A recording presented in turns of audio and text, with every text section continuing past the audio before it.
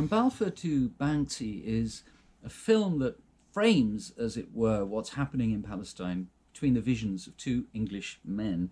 One of them is Lord Balfour, whose notorious Balfour Declaration in 1917 under the British Empire started the process that led to the Palestinians having their land taken away from them.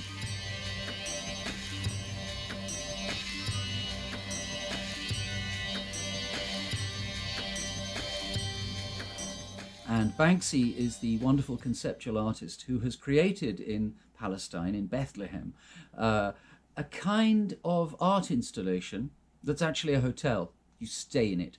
It's this ironic, satirical building, and you see through Banksy's eyes his vision of the hurt that has been done to the Palestinian people by the British Empire and its aftermath.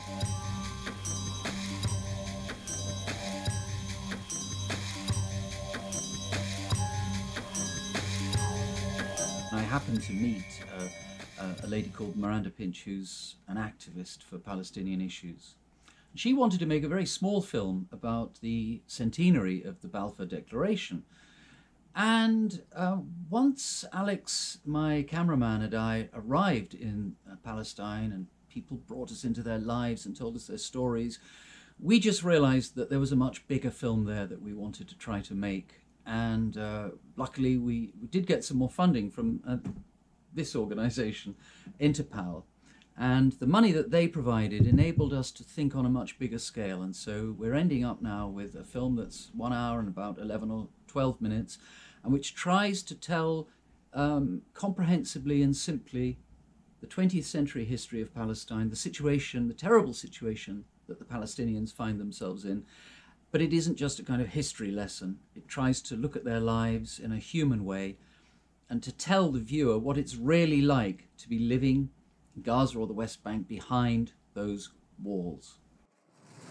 What must it have been like when you were living here and suddenly you begin to see these vast walls sprouting all around your home?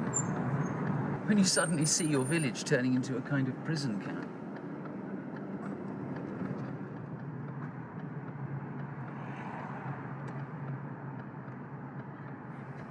I mean, we grew up with the walls, and from day one, or for example, when we start actually realizing what that means, we feel limited and somehow discouraged through life.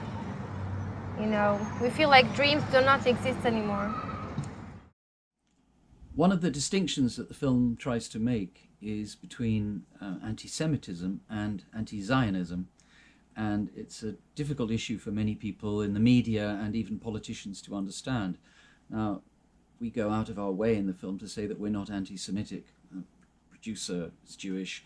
Many of the people in the film are Jewish. Indeed, they're mostly the ones that are criticizing the state of Israel.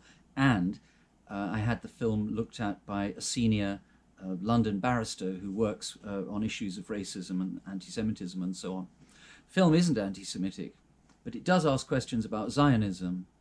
Anti-Semitism and Zionism just aren't the same thing. Zionism is a political movement, and the consequence of that is that the Palestinians are suffering today under a very far-right Israeli state backed up by Donald Trump.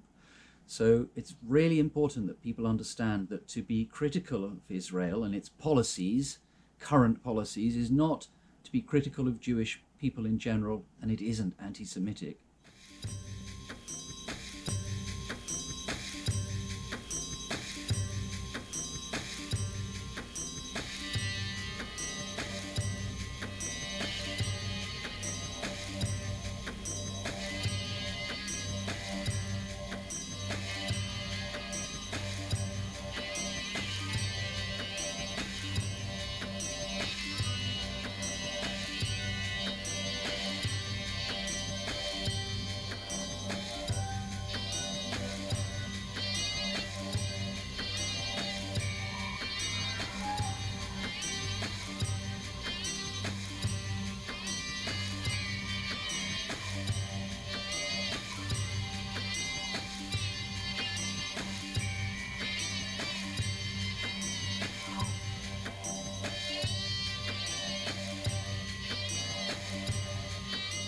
So here we are, Balfour to Banksy. Please watch it. Tell your friends about it. The most important thing that the film tries to do is to take you into the lives of Palestinians. But it also tries to say, think about what you can do to right this historic wrong. Talk to your friends, pressure your politicians. There's no reason why millions of Palestinians should be living in prison camps decades after a war. This is a wrong that needs to be righted. This is a balanced and fair-minded film that has its eye on justice. That's all people are asking for. Justice. Please watch From Balfour to Banksy.